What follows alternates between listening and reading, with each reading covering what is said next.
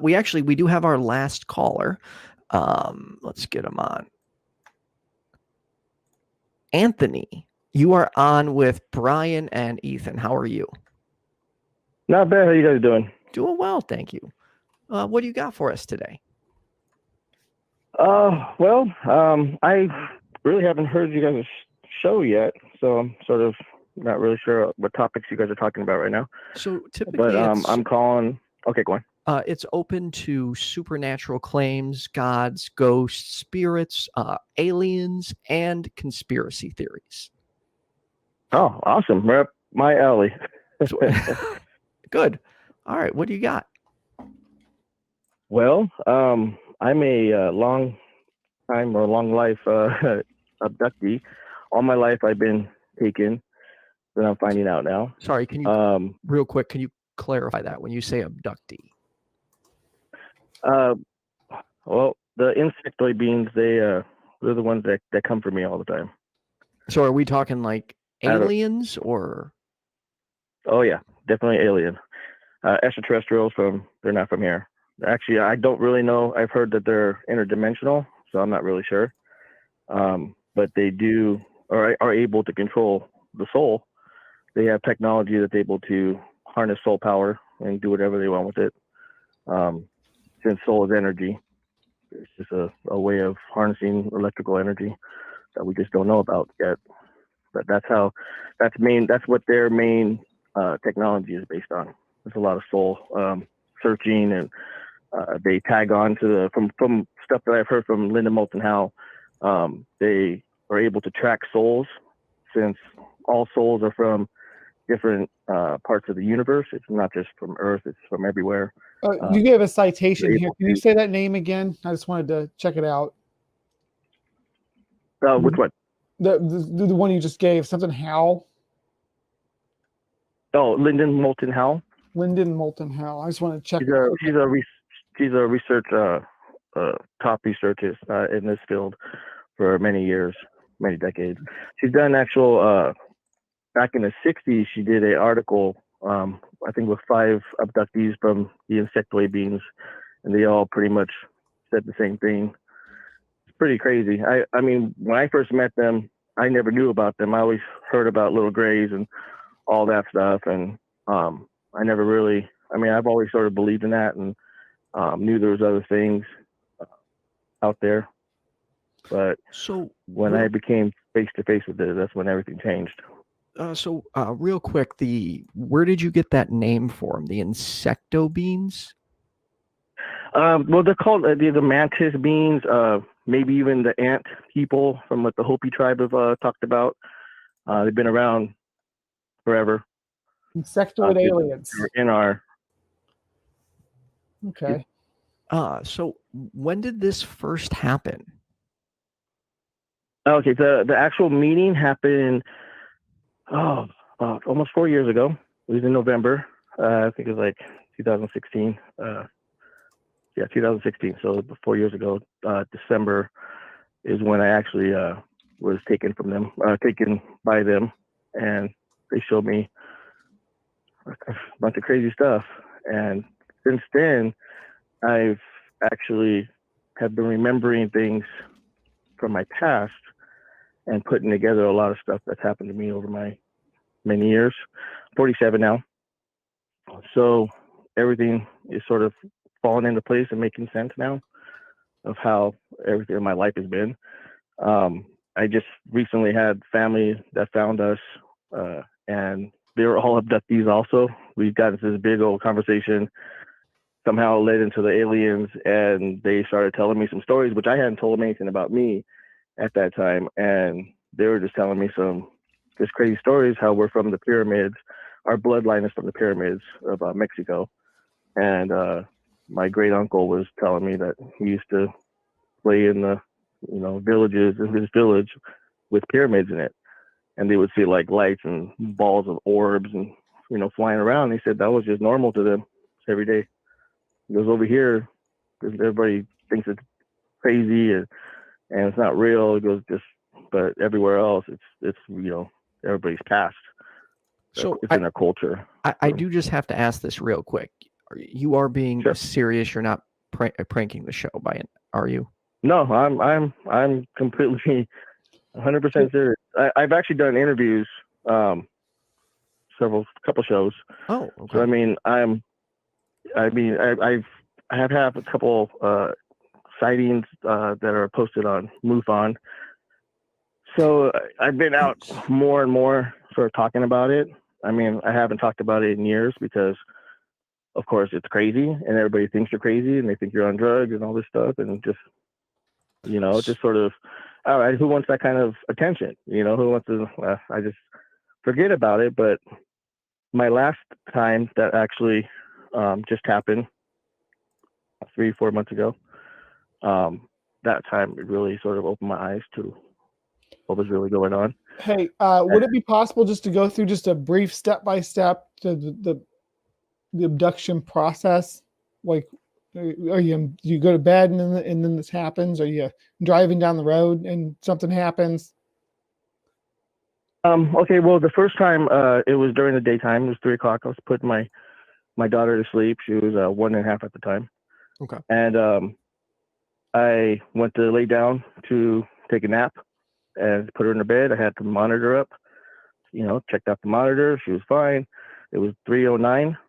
I turned around, laid my phone down on my pillow, and I put my head down on the pillow, and that's when you start to feel a vibration, like a tingling sensation, pins and needles. You hear a high-pitched ringing in your ear. Now, all my life that I've experienced this, and everybody says it's sleep paralysis and stuff, but in sleep paralysis, you have to be asleep. I'm never asleep. It happens right before I go to sleep. And sure enough, my whole body goes numb and paralyzes. I can't move.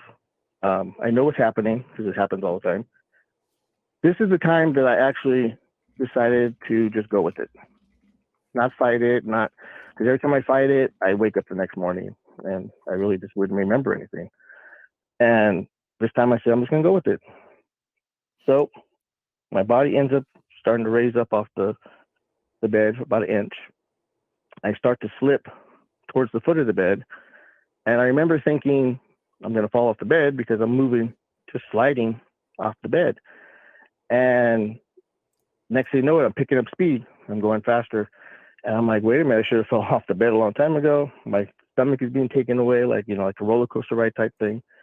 And I'm just like, I feel like I'm moving so fast. I open my eyes up and I'm in space.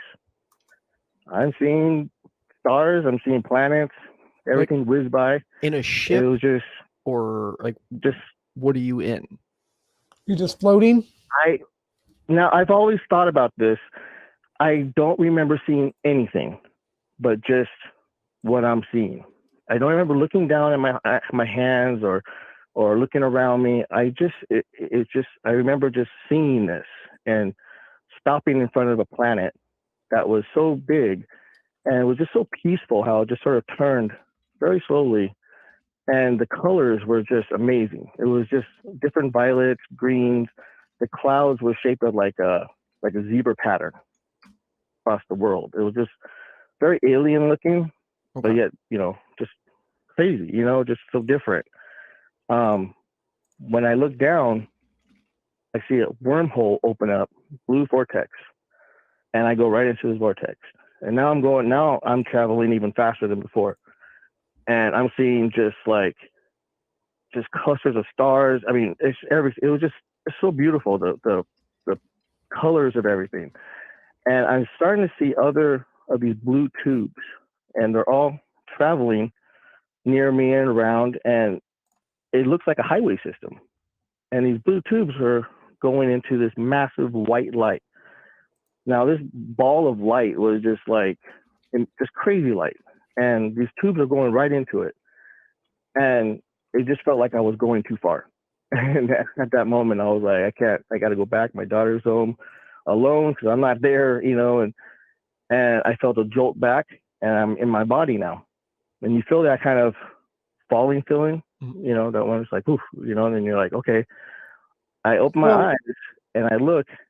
Okay, go ahead. So do you feel that your body was still there on the bed, and that your soul, your spirit, was pulled out of your body? Is that kind of the direction we're taking that? Not, you weren't physically removed, you were spiritually removed? And well, and I thought about this a lot. I felt I was being physically moved. Felt like I was being pulled off the bed, but yeah, I didn't fall. I didn't see any of my body parts or anything. I didn't see any kind of mechanism around me. I was just there in the moment of everything. I don't know, but from everything that I'm thinking, yeah. And then from everything that I've heard Linda Moulton Howe talk about and how they're masters of the soul and manipulating energy, it just sort of takes me to that sort of scenario. That's probably somehow they're able to either put the memories in my head. Maybe it's not even my memories. Maybe it's memories of them. Maybe they're somehow transferring stuff to me. I don't know. All I know is what I witnessed and what I experienced. And that's it. There is, I don't know if you're aware of this, but there is a sleep paralysis that can happen as you're falling asleep. So if it's while you're trying to fall asleep, it's called hypnagogic or predormital. And then if it happens after you're waking up, it's called hypnopompic or postdormital. Am I saying that right, Brian? Yeah, sounds all right to me, but I'm not sure. I've only ever read these terms. So yeah, there is the possibility of you getting sleep paralysis while falling asleep. Are you open to that being a possibility? Well, everything's a possibility. But it wasn't like I closed my eyes and like, this is like Nightmare on Elm Street where you just fall asleep. Right. It takes, a while to, get into REM sleep, which is how, when you wake up, you're talking about when you wake up and then, yeah, your body is, your body's still sleeping, your mind's waking up, and that's why you feel paralyzed. Your mind's partially awake. I experienced night terror for years, or not night terrors, I'm sorry, sleep paralysis with night terrors. It was awful. My experience was a little different than yours, what I was seeing and experiencing when I'd have those, but it was I've done some research on it and kind of think I have a lockdown what I was experiencing. Not to discredit your experiences, but right. Go ahead. No, I totally get that. I mean, science has to come up with a scientific explanation, just like they came up with a scientific explanation of phantom pregnancies.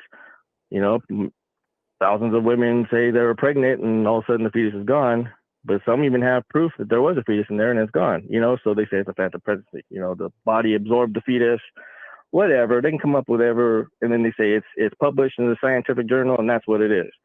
It doesn't mean that's what it is. I mean, that's the best case they can come up with, best theory what they come up with, and they post it in the scientific journal, and that's it. Well, you don't just, that's what it is. Just to clarify, you don't really just post it in the scientific journal and that's it. There's usually hours of research and experimentation and field research with double blind test, that kind of thing. I don't want to put out the message that says that the way that you get this information, we're just filling in the blank with whatever we think it is. There's actual research that goes into this. Not to say that that's what you're experiencing, but these phenomenon are real, and these scientific explanations.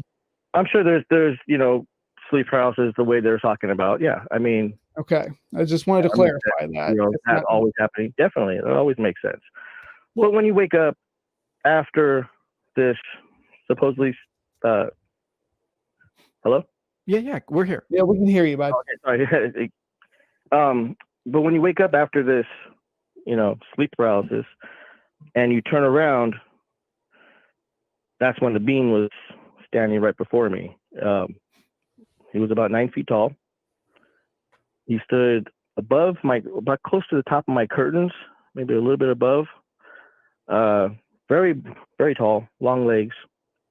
Wore a outfit, a triangle kind of outfit that went off the shoulders, sort of like the 80s kind of women off the shoulder type thing, and went down to the waist. What? Like shoulder pads? You say 80s, like the shoulder exactly. pads? Exactly. Okay. But more like, pronounced, sort of like the old space suits and stuff you see, they sort of go off the shoulders like that. Something like that. The material was sort of like metallic looking, but not really a metallic film, but it looked like it was shiny. It was really hard to really tell what kind of material it was, but it had a shine to it. And it was a sort of a dark gray to a greenish kind of tint to it.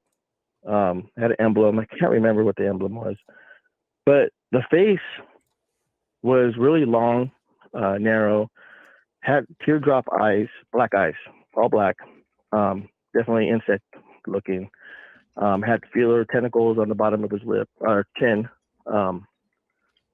It clicked his neck over when I started to get up, and I remember thinking, I'm not scared. I've been waiting for this because I sort of always known. I don't know. I just wasn't scared. And I don't know if they did that to me or to ease me or whatever, but I just wasn't afraid. And you would think you would be afraid of some 9-foot I would be. mantis being, and no, it was just more of a relief and glad to see it. I can't explain it. That's the way it felt. Let me ask you this. Would you be opposed to setting up, I don't know if you have like an extra phone or a webcam, but would you be opposed to setting up a camera while you sleep? Even a laptop.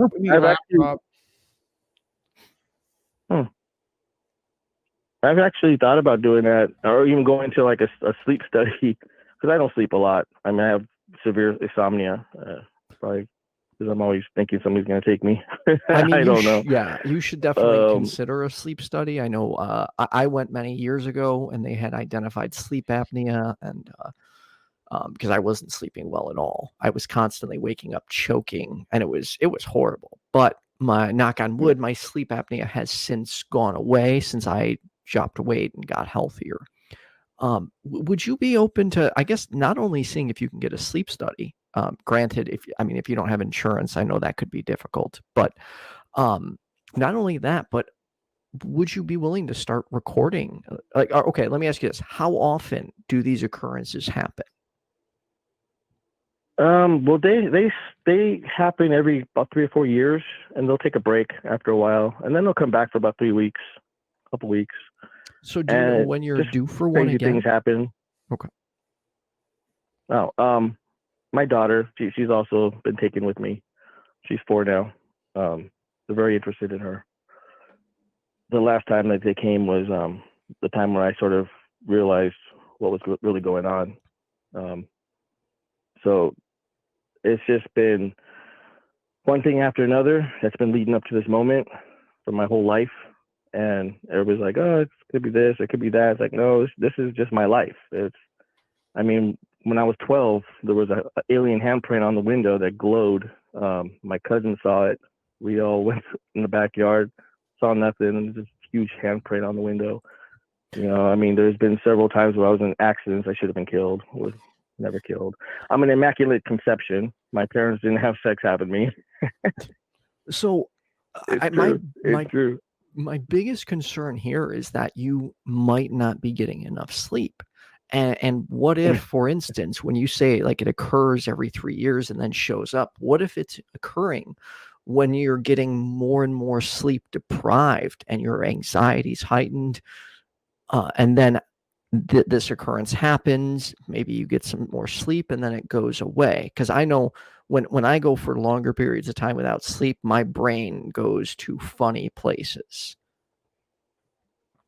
No, that's a bit reach right there. That's no. So I get sleep to where I'm not, crazy. Okay. I do get enough of that sleep. What I'm saying is I don't sleep long hours. Yes, I probably should sleep a lot better, more hours and stuff, but I don't. I wake up a lot. And does that mess with my intelligence or my, experiences? No, because this has been all my life. This has literally been all my life. Oh, regarding your daughter, if we can just approach that subject for a second. When you say she's been taken with you, is she independently verifying this to you? I know you said she's very young. Is she recounting this experience with you back to you, or are you just experiencing her being there when you have the experience of being taken? No, she's actually told me when we woke up of the beings we met. Then she went and told her mom, which I didn't know. Her mom told me. Her mom called me up and was telling me some stuff, and she's also actually believes me of the stuff that's happened because she's lived with me, and a lot of weird things have happened in those 4 years we lived together. My daughter tells her some really strange things that she's like tripping out about, and so I mean, my daughter does corroborate my story. I really didn't think she was telling her mom stuff like that, but she is, and me and her mom already really talked about all this.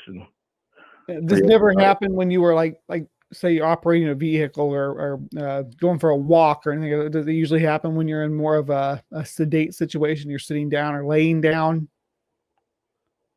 No, there was one time I was in my car. I was at a stop sign. It was about 12 midnight, and the whole car just lit up in lights from on top. Crazy lights. It's the brightest lights you've ever seen. And I went to get out and it just disappeared. No sound, no nothing. It was up in Hesperia. At that time, there was really nothing out there. It was just so quiet. Was there any time loss or anything? I really, tell you the truth, I don't remember. I don't remember if I had time loss or not. I do remember that incident. I remember getting back in my car and driving home and going to sleep. Do you have time loss in any of your other incidents? Excuse me? Did you have any time lost in any of your other experiences? Yes. When the first time I was taken and I looked at the time, the clock was 3:09. That whole trip, everything that I experienced was 9 minutes was gone. It was about 3:20. Okay. 3:19, 3:20 is when I looked at the clock again. When I turned around, because I woke up, I opened my eyes, and that's when I saw my phone on the pillow, and that's when I saw the reflection of the being standing in front of me, behind me. I turned around, that's when I saw my monitor, because first thing was look at the monitor for my daughter, and I saw the time, which was it just turned 3:20. I looked at and that's when I looked up and saw a big old praying mantis being, actually looked more like a grasshopper than praying mantis. So here, and I don't know if you would consider this, and here, at least, let me tell you, if I was in your scenario, what I would personally do, just because I am someone who likes to rule out natural explanations before I jump to a supernatural or like an alien explanation. Oh, definitely, yeah. If it was me, the first thing I would do is I would want to see a sleep specialist so they could look into what's going on, because you never know, they may be able to witness what or figure out what is happening, and which could, if you do find it as a natural explanation, it could alleviate a lot of stress and a lot of concern. So, okay, yeah, I mean, so what you're saying is you're thinking that this is stress or coming brought on by sleep deprivation, right? I'm not saying that's what's happening. I'm just saying for me, I always want to rule out the natural things first, the things that are essentially right in front of our face. So I would want to go to a sleep specialist, and I would want to see a neurologist, because I'd want to make sure, like, hey, is there something going on or impeding my brain in any way, first and foremost, before I say, hey, look, these are definitely aliens. Because again, if there's aliens, I want to know. I would love to meet aliens, although I don't want to get abducted or anything. But I don't know. What are your thoughts on that? Are you open to that? I'm always open to anything. You can do polygraph tests on me. I don't care. I mean, I'm down to take lie detector tests. I'm down to take anything. Like any test anybody wants to give me, I'm fine with it. I've tried to go to a psychiatrist or like a therapist about these issues, and they literally laughed me out and hung up on me. It's sad. That should not be really happening. But it's true. It happened. I called 3 different therapists, and they just, I need somebody to talk to about this stuff. But there's really nobody to talk to because people just don't believe. But yet there's a religion that's based on all these crazy, happenings back, 6,000 years ago, and everybody's like, oh, that was real. But what you just witnessed is not real. It can never be real. Well, so for the record, this has been happening for generations upon generations to millions and millions of people. You cannot sit there and disclaim every single person when many of those people are very credited individuals.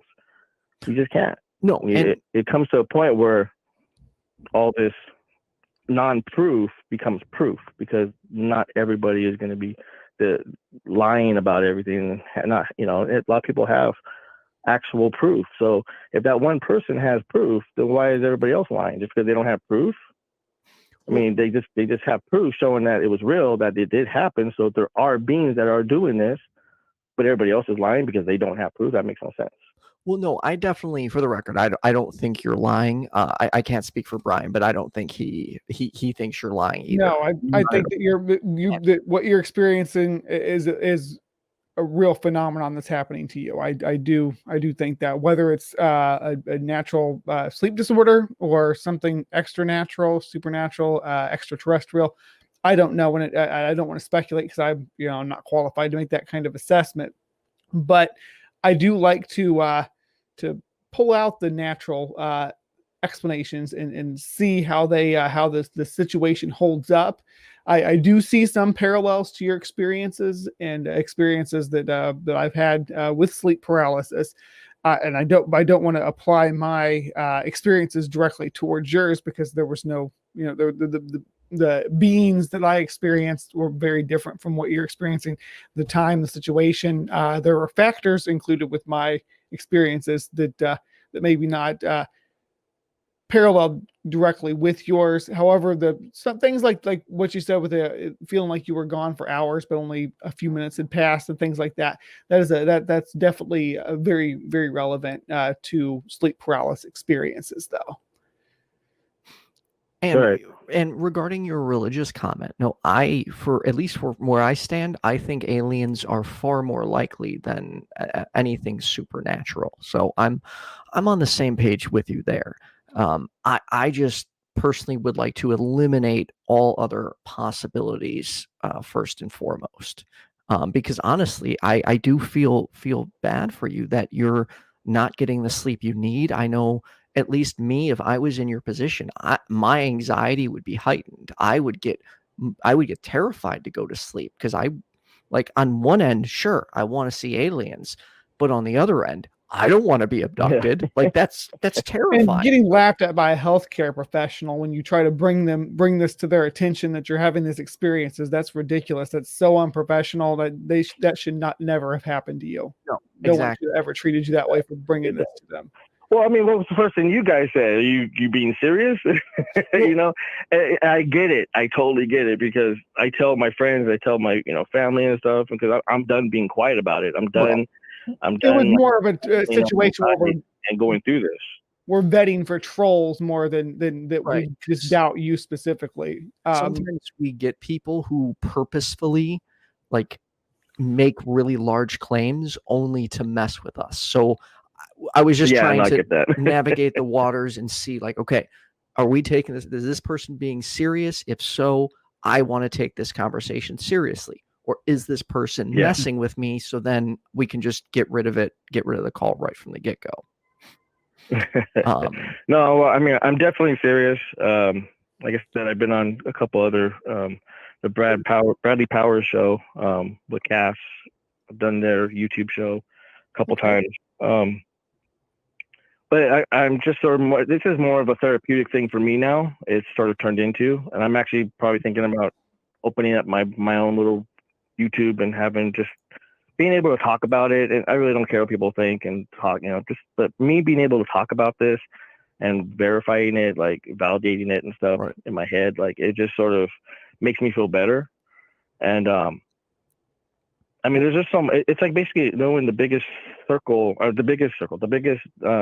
secret in the world, and everybody thinks you're crazy, and that's pretty stressful right there. You're like, I've seen breeding facilities, man. I was brought to a breeding facility, little baby hybrids crawling around. This is happening, they're going about their daily business.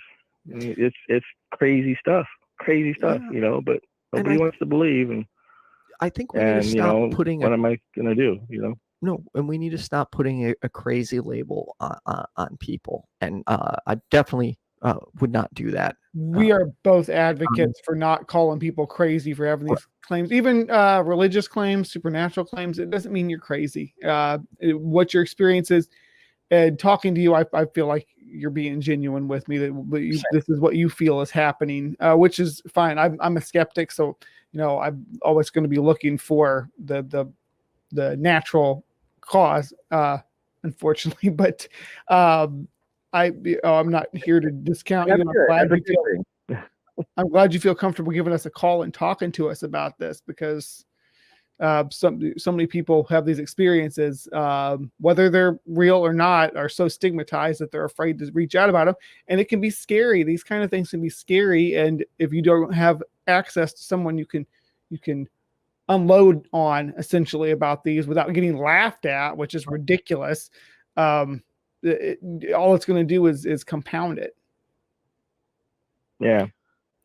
We do. I mean, I do talk about it to my daughter, because she actually has come forward a couple times and asking me questions about, the insectoids and stuff. And she has this really profound look on insects. It's really pretty crazy, and it's just like the way she treats them and everything. She talks to them, and, it's like she always tells, those are my friends, they take me places. It's like, I'm not picking this up. And there are totally not videos of me talking to my insects. We do have to wrap it up. Brian, did you have any more questions? No, this has been really good. If you do get a YouTube channel launched, I'd come on and talk to you some more. Or if you want to give us a call back at some point and talk more about your experiences, we're here. I'm here every other Tuesday. We're talking about changing the time slot, but stay tuned, and we'll keep everybody updated on how that works out. But otherwise, thank you so much for calling in. Awesome. Great. Well, Anthony, I appreciate you taking the time to call in today. I hope you get some sleep. That's for sure. and I hope you have a good week. Take care. All right, guys. Have a good one. All right. Talk to you later.